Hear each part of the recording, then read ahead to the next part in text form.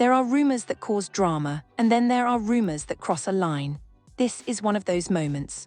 When Tasha K addressed circulating claims involving Teyana Taylor, the reaction wasn't curiosity, it was alarm. Not because anything was proven, not because evidence surfaced, but because of what kind of claim was being hinted at. No documents were shown, no verification was offered. Just a suggestion framed carefully enough to travel fast and dangerously. And that's what made this different. Health-related rumors don't land like relationship gossip. They don't invite debate. They trigger fear, stigma, and irreversible assumptions. Once they're out there, even denials struggle to undo the damage. The internet reacted instantly. Some demanded proof, some demanded accountability. Others questioned why a claim like this would ever be mentioned publicly, especially without confirmation.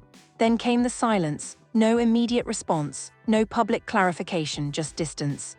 And distance in moments like this doesn't feel neutral, it feels protective. Why would a rumor this serious be floated at all? Why frame it without evidence? And why does silence suddenly feel heavier than outrage? This isn't a story about believing allegations. It's a story about how far rumor culture can go, why certain lines are dangerous to cross, and how quickly implication can cause harm even when nothing is proven. Because once health narratives enter the chat, the damage doesn't wait for facts. It happens immediately. Or was it a relationship? Here's the thing. I know TT got upset with me when I said that she was too clingy. It was given too much too soon. The backlash didn't start because of proof. It started because of implication. When Tasha K addressed rumors involving Teyana Taylor, the most important detail was what never happened. No documents were presented. No medical records were shown. No verifiable source was cited. What circulated instead was suggestive language, carefully worded, legally padded, but emotionally explosive. That distinction matters. Tasha did not state a medical fact. She referenced what people are saying, what's being whispered, and things I won't fully repeat. In gossip culture, that style is familiar. It allows a claim to move without being owned. The speaker becomes a messenger, not an accuser, while the audience does the rest. And the audience did the rest immediately. Health-related insinuations operate differently than relationship rumors or financial claims. They activate stigma. They provoke fear, and they create assumptions that can't be easily walked back. Even when framed as alleged, the mere mention plants an image in people's minds. That's why the reaction was swift. Commentators didn't debate timelines. They questioned ethics. Why bring a claim like this into public space at all? Why mention something so sensitive without ironclad proof? And why hint instead of clarify? Those questions flooded timelines within hours. Another critical factor was what Tasha did not say. She did not explain why the rumor was relevant now.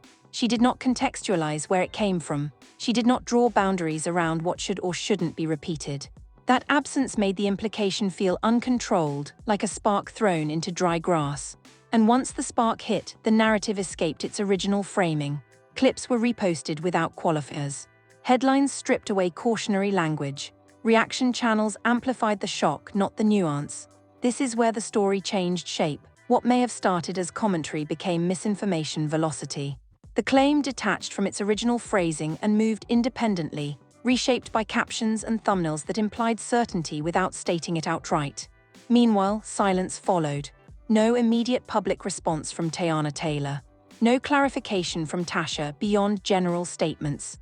That silence was interpreted in multiple ways, none of them fair and none of them conclusive. Some read it as legal caution. Others read it as refusal to dignify a rumor. A few misread it as confirmation. That last interpretation is exactly why health-related rumors are so dangerous. Silence, which is often the safest response, gets twisted into meaning. The backlash intensified because audiences understood the irreversibility of such claims. You can deny a relationship rumor. You can refute a financial allegation.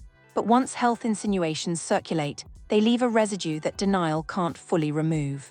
This is why the conversation shifted from "is this true?" to "why was this said at all?" Platforms began flagging content, viewers demanded accountability, and the tone moved from gossip to concern. The backlash wasn't about celebrity drama anymore. It was about responsibility in media spaces, especially when dealing with topics that carry real-world consequences. What's important to note is that no credible source corroborated any medical claim. None, and that absence is central. The The story's power came entirely from implication, repetition, and shock, not from evidence. That's the lesson of this phase. There's a reason the backlash escalated so fast after this moment. Not because of who said it, but because of what kind of claim was implied.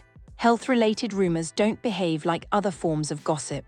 They don't invite curiosity, they trigger stigma. And stigma moves faster than facts ever can. When Tasha K referenced claims involving Teyana Taylor, the internet didn't wait to analyze context. It reacted instinctively. Because once a rumor touches health, especially conditions that carry social stigma, the damage is immediate and often permanent, regardless of truth. That's the core difference. Relationship rumors create sides, financial rumors create debate. Health rumors create assumptions, and assumptions don't need proof to take root. One of the most dangerous elements here is speed. Platforms are optimized for shock, not verification. A vague insinuation can be clipped, captioned, and reposted thousands of times in minutes, often stripped of qualifiers like alleged or unverified.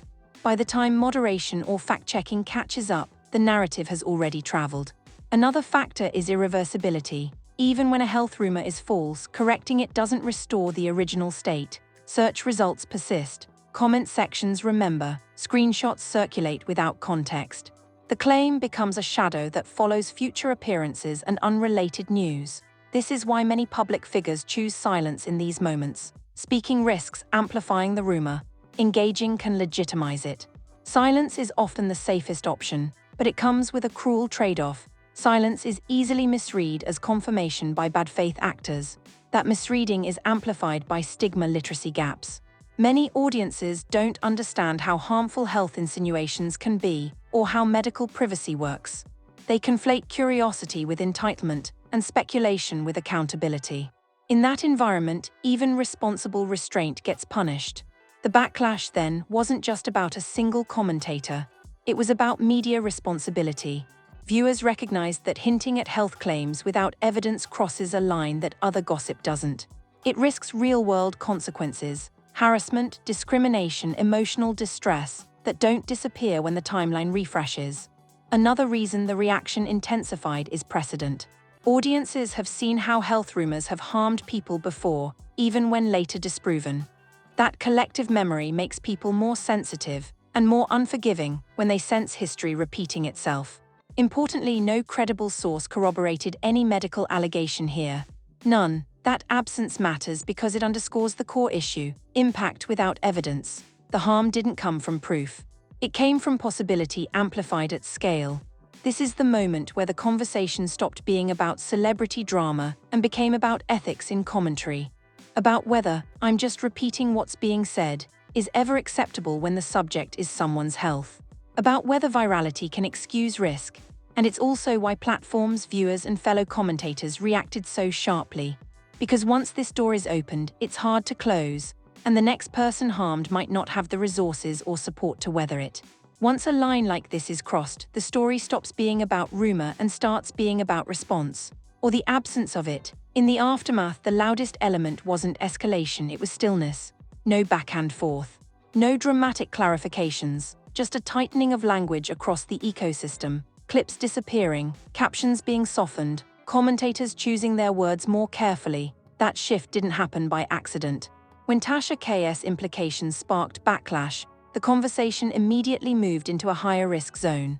Health-related claims trigger platform scrutiny, legal concern, and ethical pressure all at once. In those moments, silence isn't confusion, it's containment. For Teyana Taylor, silence is the most common and often the safest response. Engaging with unverified health rumors can validate them in ways denial cannot undo. Even a firm rejection risks replaying the claim, reinforcing association in headlines and search results. Silence protects privacy, but it comes at a cost. That cost is misinterpretation. Audiences unfamiliar with media strategy often read silence emotionally. They expect instant rebuttal, instant clarity. When it doesn't come, speculation fills the gap. That speculation isn't fair, but it's predictable. And once it starts, it becomes self-reinforcing. On the other side, accountability becomes a pressure point for the person who introduced the implication. Viewers don't just ask, "Is it true?" anymore. They ask, "Why was it said?" and what safeguards were ignored. That's a different kind of scrutiny, one that targets process, not content. This is where many commentary platforms stumble. Saying "I didn't state it as fact" doesn't absolve responsibility when the impact is foreseeable. In health-related narratives, the standard shifts. The burden isn't just on accuracy, it's on harm prevention. And audiences increasingly expect creators to understand that distinction. What followed was a recalibration across platforms. Language tightened, thumbnails changed, reaction videos pivoted from speculation to critique. That pivot signals collective recognition that the story had moved from entertainment into risk territory. When that happens, the ecosystem self-corrects, not out of morality alone, but out of survival. Platforms don't want liability, creators don't want strikes, audiences don't want to be complicit in harm. Silence then becomes a shared strategy, not to hide truth but to stop escalation. Another layer often overlooked is private accountability. Not every response is public. Behind the scenes, conversations happen, advisors step in, boundaries are drawn, content decisions are reviewed. None of that appears on screen, but it shapes what comes next. And what comes next is usually deceleration. The story doesn't explode further, it slows, it loses amplification, it stops trending. Not because it was resolved, but because it crossed into a zone where repeating it feels dangerous rather than profitable. That deceleration is the consequence phase. It doesn't bring justice, it doesn't bring answers, it brings containment. And containment is often the best outcome when harm has already occurred. The uncomfortable reality is that once the line is crossed, there's no clean fix. Apologies don't erase screenshots. Clarifications don't chase down every repost. Silence doesn't convince everyone. All that remains is damage control and a quiet recalibration of norms. After the noise fades, what remains isn't proof, it's impact. This is the phase where stories stop trending and start settling into reputations. And with health-related implications, the fallout doesn't distribute evenly.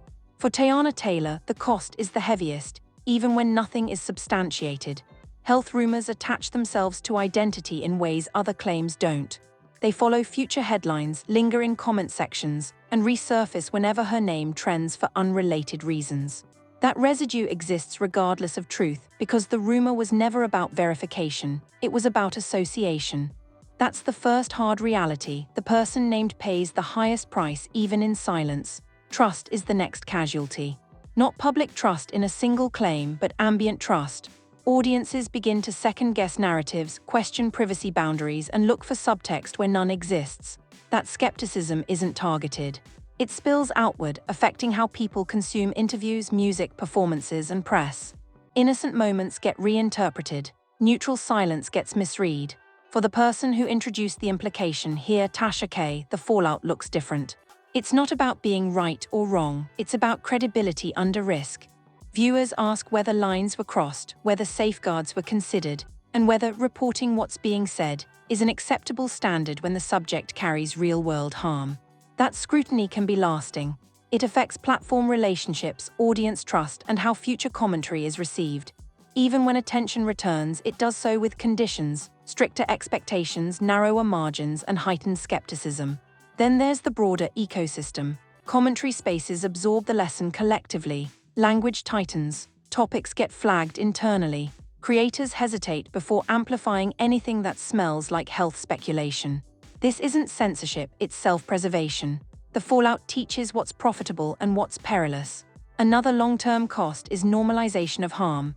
When audiences repeatedly witness serious implications floated without proof, some become desensitized. Others become hyperreactive. Both outcomes erode healthy discourse. One dulls empathy, the other fuels pylons. Neither helps the people at the center. And finally, there's the quietest price, emotional labor. Being the subject of a dangerous rumor requires restraint, monitoring, and constant recalibration. Deciding what to ignore, what to correct, and what to protect. That work is invisible, unpaid, and ongoing. The key takeaway of this phase is uncomfortable but clear. Rumors don't need evidence to cause harm. Silence doesn't equal consent, but it often gets treated that way.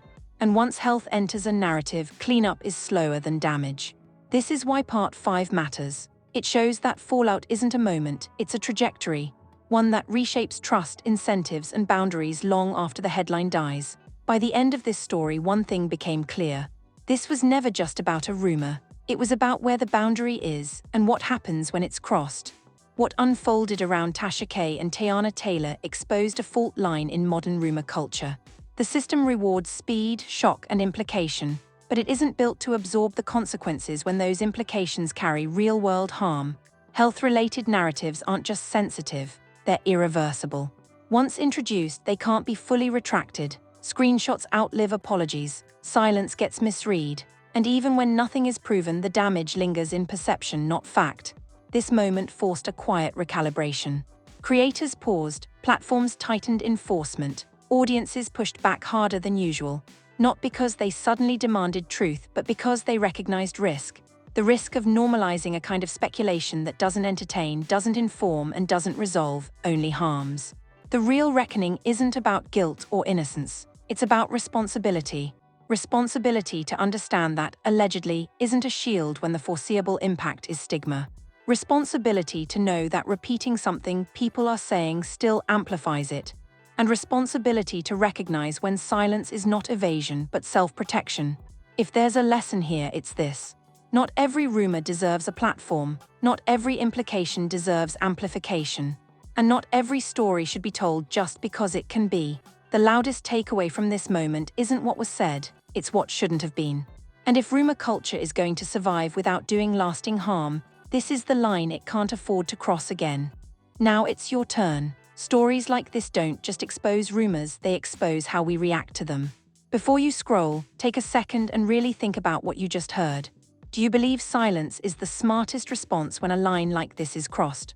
Or do public figures owe explanations even when the claim itself may cause harm just by being repeated? Because this isn't just about one blogger, and it's not just about one celebrity, it's about where we draw the line as an audience. Health-related rumors don't disappear when we stop talking, they linger when we don't question them. And every time a story like this goes viral, we have to ask ourselves whether we're holding people accountable or just feeding the machine. So let's talk. Backhand index pointing down, drop your thoughts in the comments. Backhand index pointing down. Was this rumor culture going too far? Should platforms step in sooner when claims like this appear? Or is silence the only real protection in moments like this? There's no right or wrong answer, but there is responsibility. If you think conversations like this matter, hit the like button. It tells the algorithm this topic deserves nuance, not noise. Backhand index pointing right. Subscribe if you want deeper breakdowns that focus on patterns, psychology, and media accountability, not just shock headlines. And most importantly, share this video with someone who thinks gossip is harmless, because moments like this prove that words can leave scars long after the timeline refreshes. The internet moves fast, but consequences move slower and they last longer. Let's make sure we're not confusing entertainment with damage. I'll see you in the comments.